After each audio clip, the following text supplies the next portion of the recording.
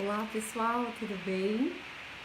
Nós começamos hoje, acabei de sair da rádio ao vivo para a gente comentar sobre um tema de extrema importância, falar a respeito que muitas pessoas têm certa dificuldade, que é a questão do tema sobre diversidade e inclusão. Esse tema aqui no Brasil, ele começou na década de 90, e a gente percebe que ele vem sendo cada vez mais discutido, principalmente nos 5 últimos anos. A gente percebe que hoje a gente tem grupos, por exemplo, dentro das organizações para promover a questão da diversidade.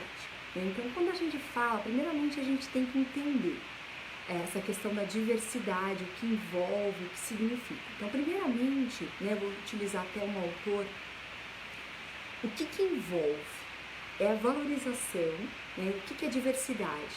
É a valorização de pessoas e grupos, independente da questão da religião, da etnia, então as religiões, a etnia, o gênero masculino e feminino, a questão da identidade sexual, a questão da raça negra, indígena, a questão da idade, Então tem grupos que promovem jovens no mercado de trabalho, que trabalha na contratação de jovens aprendizes, na contratação de pessoas na senescência, na terceira idade. Oi Rose, querida, muito bom tê-la aqui comigo. Envolve a questão da diversidade, as possibilidades de escolhas, envolve o processo de tomada de decisões, de negociação, essa questão que envolve questões e tabus, porque remetem ao preconceito, remetem à questão da minha atitude, que é formada através das minhas crenças e valores, que é formado todo por uma estrutura social, a minha personalidade, a questão da minha família, a questão da cultura e do ambiente que eu estou inserida.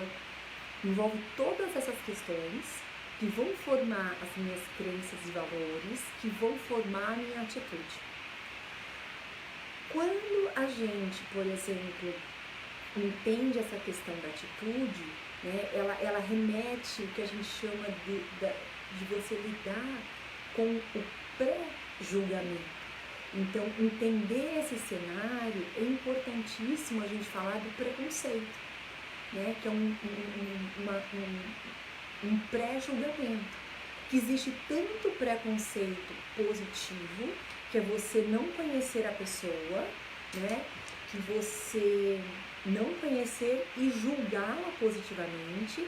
Então, por exemplo, a pessoa com boa aparência julgar positivamente, a pessoa com má aparência julgar negativamente. E nesse preconceito, que tem um estudo na psicologia que a psicologia social trabalha, tem um autor, o Adorno, em 1950, ele coloca que uma das características que levam ao preconceito é a gente ter uma personalidade, e aí uma personalidade autoritária, uma personalidade rígida. Então você tem que lidar com a dificuldade que as pessoas têm em lidar com a flexibilidade, com o novo ou com o diferente. Então, o que eu faço? Eu quero manter essa questão, manter essa mesma ideologia, essa questão de você entender o mundo, ler o mundo sobre a ótica que você está. E pessoas que não faz parte nessa ótica, no ambiente que você está, você rejeita. Então, o preconceito ele pode levar à discriminação, à não aceitação. Ele leva a estereótipos, que a gente vê um grupo de pessoas que é uma simplificação da nossa percepção, é uma distorção perceptiva, que a gente vê um grupo de pessoas, acaba havendo algumas características comuns e você acaba se super generalizando, né? Então, por exemplo, a gente tem estereótipos profissionais, né? Por exemplo, psicólogo, conheço todo psicólogo que é doido, né? Ou todo profissional dentista é sádico, ou, por exemplo, a gente percebe que todo pessoas que trabalham na área da cultura são vagabundos. Isso são estereótipos ocupacionais, né, de profissões. A gente existe também estereótipos com relação até mesmo a grupos, como por exemplo de raça, né, que a gente percebe que você generaliza, como por exemplo a raça negra, né, que é a maioria, que são os menos privilegiados. E aí a gente percebe dentro do estereótipo que essa é uma simplificação, então leva a você cometer injustiças, leva a você viver num ambiente que discrimina, que separa e você segrega, né? Então eu falei ocupacional, tem o estereótipo, né, sexual, que a gente chama de sexual, mas é a questão do gênero, né? Toda loira é burra, vamos pensar a questão quem é mais inteligente, né? A gente vê que hoje isso tem diminuído e por isso que a gente tem que falar a respeito, porque essa é uma característica de todos nós. Ninguém, não é uma situação que a gente leva, eu vou falar porque eu sou mulher, eu vou falar porque, enfim, não é nesse sentido. É um tema que envolve todos nós, porque a gente é um ser social e a gente está num mundo de diferentes pessoas, né? Diferentes diferenças de gênero, como eu falei, orientação sexual, diferenças de raça, de etnia, e trabalhar com gestão da diversidade no ambiente corporativo é relevado importância. Então, por que é importante? Por que as empresas vêm falando da questão da diversidade e da inclusão? Né? Então, primeiro ponto, né, por que isso acontece? Ele acontece com uma forma, tem estudos que falam de estratégias e vantagens competitivas, tem estudos que focam essa questão da responsabilidade social, então envolve todos os aspectos, né? A gente pode falar como uma única característica. O que a gente pode apontar? Quais são os benefícios da gente ter uma gestão de diversidade, né? A gestão de diversidade e inclusão? A gente tem a consultoria McKinsey, né, que ela fez um estudo no ano passado e ela percebeu que, por exemplo, empresas que têm maior número de uma preocupação com uma equidade de gênero, né, masculino e feminino, em cargo de chefia, que hoje ocupa uma média de 3 a 5% mulheres, por exemplo, em cargo de chefia, tem 21% mais chance de você ter melhores resultados comparado com a média no mercado. Quando a gente fala da raça, né, por exemplo, a diversidade étnica, né, quando a gente percebe que você ter pessoas de diferentes etnias, raças no ambiente corporativo, há um aumento de 33%, né, como mais chances de você ter resultados superiores à média do mercado. Quando a gente pega, por exemplo, a consultoria Heiduc no Brasil, ela fez uma pesquisa que ela percebe que trabalhar sobre diversidade, né, e inclusão, quando você trabalha com seus colaboradores, eles são muito mais engajados, né, 17% mais engajados, e eles têm um aumento da sua produtividade em 50%. E o que é essa questão das diferenças? Por que é importante? Porque as pessoas têm dificuldade. Primeiro, tem dificuldade porque as pessoas querem ter padrões, tem que lidar com as suas diferenças, com as suas limitações. E quanto mais pessoas diferentes, maior conflito, né? Porque pessoas diferentes vão pensar diferentes. Porém, se a gente consegue trabalhar, né, a questão da administração do conflito e que esses conflitos se tornam mais funcionais, o que ele leva? Ele leva a motivação das pessoas, né? Ele leva a maior criatividade, a maior aprendizado, né? O aprendizado com as diferentes, por exemplo, faixas etárias, que a gente vive em momentos diferentes. Então, administrar esses conflitos que são inerentes, a gente tem muito mais criatividade, porque pessoas diferentes são muito melhores, quando eu falo diferentes em todos os aspectos, são muito melhores nas soluções de problemas, porque a gente vai ouvir vários pontos de vista e chegar à melhor solução. Quando a gente pensa na importância que hoje tem a criatividade e a inovação, ter a diversidade, né, ela impulsiona esse momento inovador, porque a gente vai desconstruir aquela caixinha que as pessoas têm de entender e repetir padrões de comportamento do que eu espero, do que a pessoa tem que fazer. Então, ouvir, entender as pessoas, saber o que elas possam contribuir é algo, assim, grandioso, né? Eu tenho um exemplo, vou pensar em algumas empresas, né? A gente, por exemplo, tem o grupo Sabin, o Laboratório Sabin, né? Ele foi publicado essa semana, né, na Exame, que 75% do quadro de funcionários tem uma presença feminina. Negros são 55% no total de que ocupam cargos, né? Ocupam quase metade dos cargos de liderança. Isso envolve mais cooperação, mais inovação.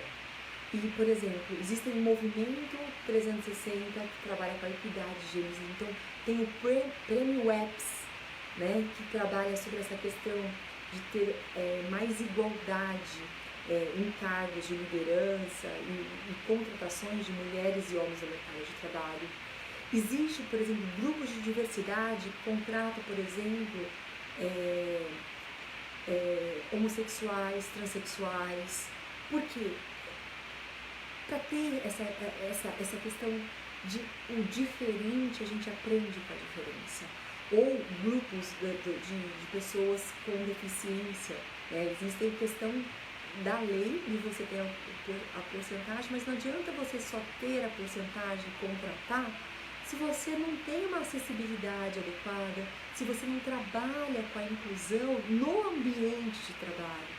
Então, falar sobre esse tema é muito importante, porque não é só você criar um grupo, mas você sabe trabalhar com a inclusão real, né?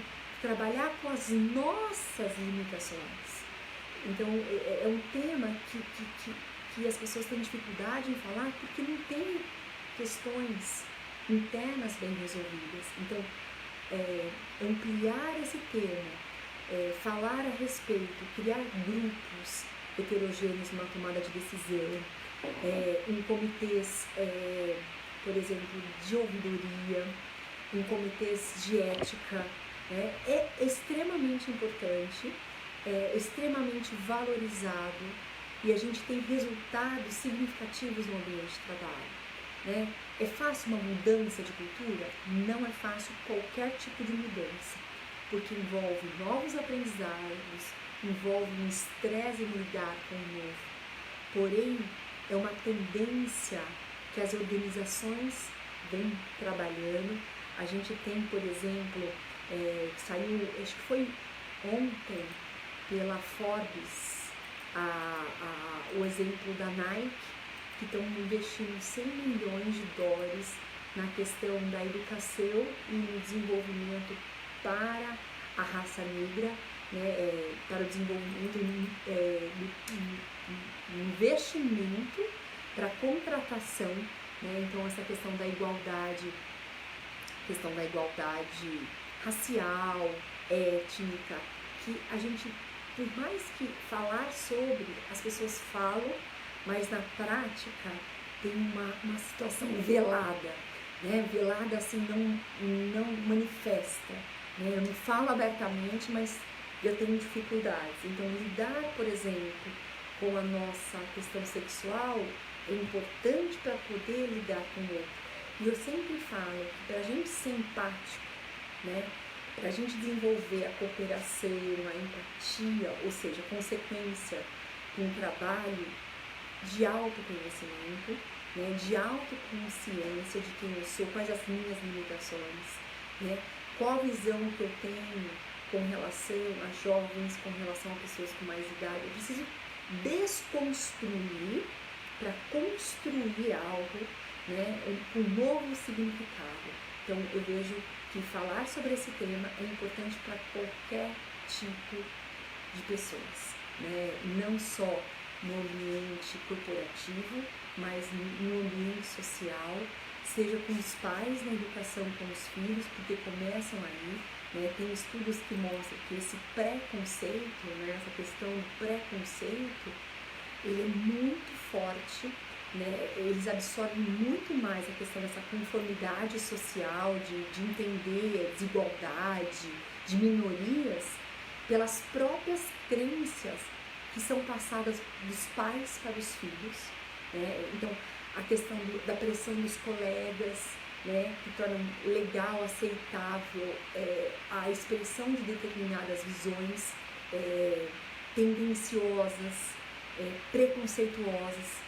E aí a gente vai para outras situações, na educação, né, no ambiente de trabalho. Então a gente vê uma construção desde a família, né, depois na escola, os amigos, né, para chegar ao ambiente de trabalho. Então a gente precisa trabalhar com a educação.